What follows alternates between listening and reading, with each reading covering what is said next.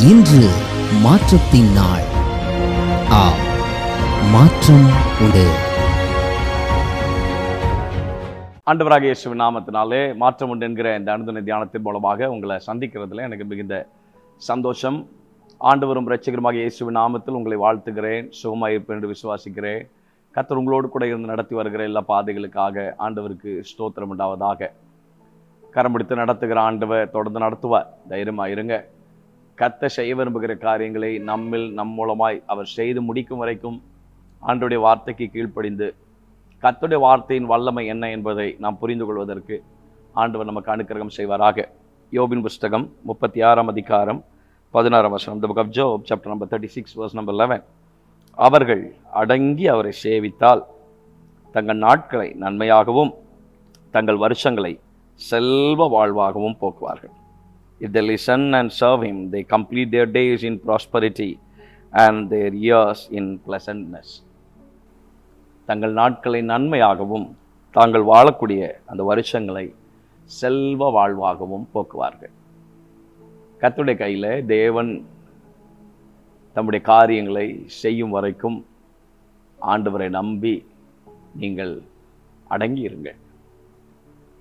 கர்த்தர் மேல் நம்பிக்கை வைத்து கர்த்தரையே தன் நம்பிக்கையாய் கொண்டிருக்கிற மனுஷன் பாக்கியவான் என்று வேதத்தில் வாசிக்கிறோம்.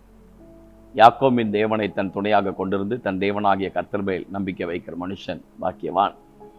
உம்மை உறுதியாய் பற்றி கொண்ட மனதை உடையவன் உம்மையே நம்பி இருக்கிறபடினால நீர் அவனை பூரண சமாதானத்துக்குள்ளே காத்துக்கொள்வீர் என்று வேதத்தில் வாசிக்கிறோம்.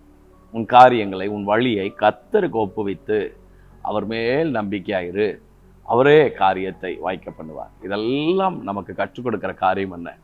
கர்த்தரையே கர்த்தருக்குள்ள இதை தேவன்தான் செய்து முடிப்பார் என்றால் இதை கர்த்தர் செய்து முடிப்பார். ஆண்டுடைய கையில் ஒரு காரியத்தை கொடுத்து விட்டீங்கன்னு சொன்னால் கர்த்தர் மேல் உன் பாரத்தை வைத்து விடு சொல்கிறார். அவர் உன்னை ஆதரிப்பார். கர்த்தர் மேல் ஒரு பாரத்தை வைத்து விட்டு அதை ஏன் நாம் தூக்கி சுமக்க வேண்டும்? அதை குறித்து நாம் ஏன் யோசிக்க வேண்டும்? அதை குறித்து நாம் ஏன் சிந்திக்க வேண்டும்?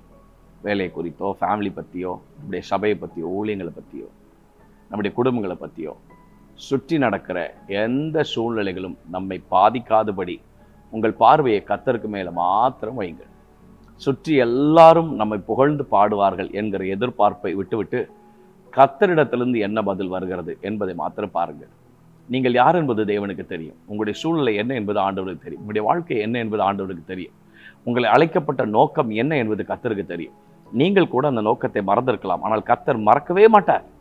இங்கே போக்கு சொல்லலாம் இடமே இல்லை. கர்த்தர் மறக்க மாட்டார். எப்படி அழைத்தார், எங்கிருந்து அழைத்தார், என்ன சொல்லி அழைத்தார், என்ன திட்டம், எங்கே கொண்டு போய் சேர்க்க வேண்டும், தேவன் நம்முடைய வாழ்க்கையில் செய்ய விரும்புகிற காரியம் என்ன, இது எல்லாவற்றையும் கர்த்தர் திட்டம் பண்ணி வைத்திருக்கிறார். அப்படி கரத்துக்குள்ளே அடங்கி இருங்கள். நீங்களாக சுயமாக ஒரு காரியத்தை செய்து ஓடாதிருங்கள். ஆதியாகமத்தின் புஸ்தகம் 15 அதிகாரத்தில் 5வது வசனத்திலிருந்து நீங்கள் வாசித்து பார்ப்பீங்க சொன்னால், ஆகார் தன் பிள்ளையை சுமந்து கொண்டு ஓடுகிறார். அந்த நாச்சியார் இடத்துலேருந்து அவள் ஓடுகிறார். கர்த்தர் பாதியிலே நிறுத்துகிறார். நிறுத்தி மீண்டும் வீட்டுக்கு அனுப்புகிறார். அங்கே தான் ஆபிரகாம் இஸ்மவேல் என்று பெயர் வைக்கிறார் அந்த சந்ததிக்கு. கர்த்தர் சொல்கிறார், நான் இவனையும் ஆசீர்வதிப்பேன் என்று அல்லவா சொல்கிறார். 21 அதிகாரத்தில் நடக்க வேண்டியதை 16 அதிகாரத்திலே ஆகார் செய்ய நினைத்தார். இல்லை, 21 அதிகாரம் தான் கர்த்தருடைய திட்டம் நிறைவேறினது. தேவ சித்தம் என்ன, தேவனுடைய திட்டம் என்ன, தேவன் அவனை கொண்டு செய்ய விரும்புகிற காரியம் என்ன என்பதை எல்லாவற்றையும் தேவன் அங்கே விளக்கி காண்பிக்கிறார். கர்த்தர் அங்கே விளக்கி காண்பிக்கிறார். 21 அதிகாரத்தில் ஒரு வார்த்தை அங்கே பதிவிடப்பட்டிருக்கிற, தேவன் பிள்ளையுடனே கூட இருந்தார்.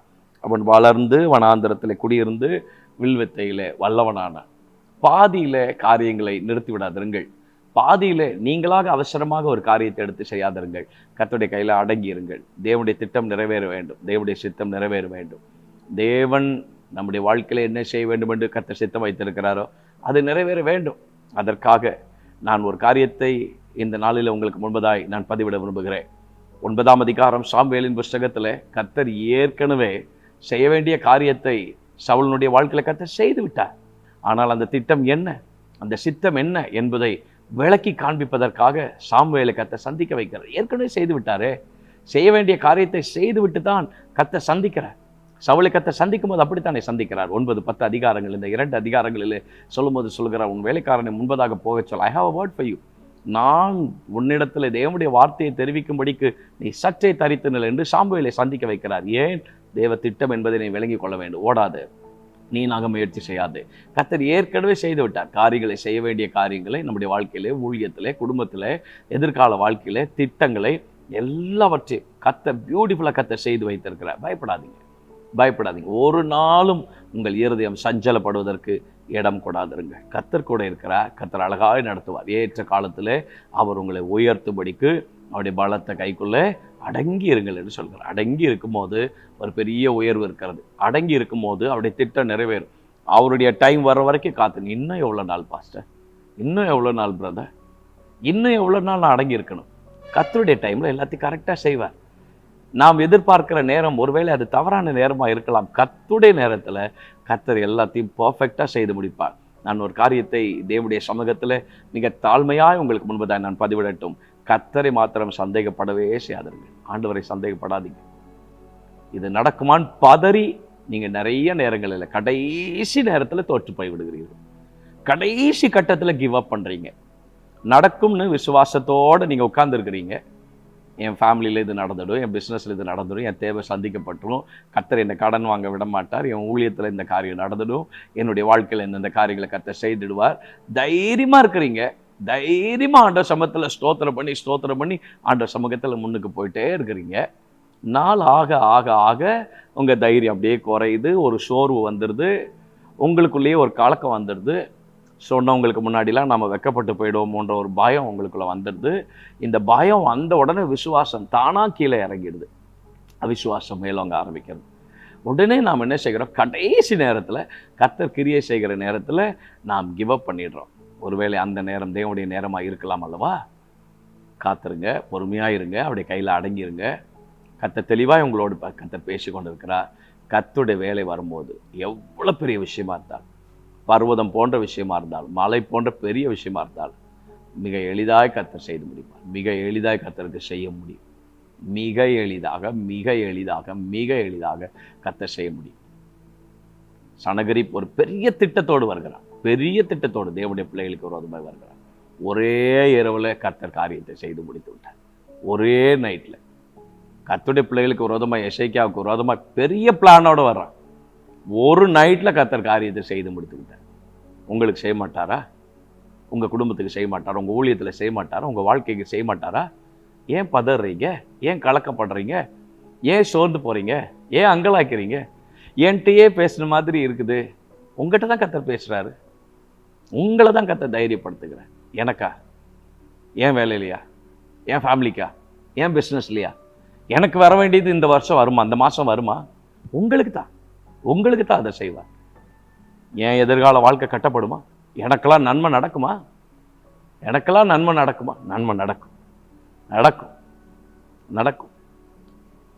நிச்சயமாய் நன்மை நடக்கும். நாசரேத்திலேருந்து நன்மை வரக்கூடுமோ? வரும். கர்த்தருடைய வேலை வரும்போது அடங்கி இருங்க, பொறுமையாக இருங்க. உங்கள் பொறுமையை பார்த்து, உங்கள் நீடிய பொறுமையை பார்த்து கர்த்தர் அதை கனப்படுத்துவார். நிச்சயமாக கனப்படுத்துவார். நிச்சயமாக கர்த்தர் உங்களை உயர்த்துவார். தேவனே, இயேசுவின் நாமத்தினுடைய சமூகத்திலே தாழ்த்தி நாங்கள் ஜெபிக்கிறோம். ஒரே இரவில் மனுஷிக திட்டங்களை கர்த்தர் தாறுமாறாக முடிய பண்ணினீர். கர்த்தாவே, தேவனுடைய பிள்ளைகளுக்கு கர்த்தர் ஆச்சரியமான காரியங்களை செய்து டெபிள்ஸோட ஸ்ட்ராட்டஜி எல்லாம் இயேசுவின் நாமத்தில் முறியடிக்கப்படட்டும். கர்த்தருடைய சமூகத்தில் காத்திருக்கிற அடங்கி இருக்கிற பிள்ளைகளுக்கு நன்மையினால் திருப்தியாக்கும் ஆச்சரியமான காரியங்களை கர்த்தர் வாய்க்கப்படும். தேவனுடைய நன்மைகளும் கிருபைகளும் மேன்மைகளும் உடைய பிள்ளைகளோடு கூட என்னாலும் எப்போதும் தங்கி இருக்கும்படியே நாங்கள் ஜெபிக்கிறோம். இயேசுவின் நாமத்தில் ஜெபிக்கிறோம் நல்ல பிதாவே. ஆமென். God bless you. God will be with you. தைரியமாக இருங்க.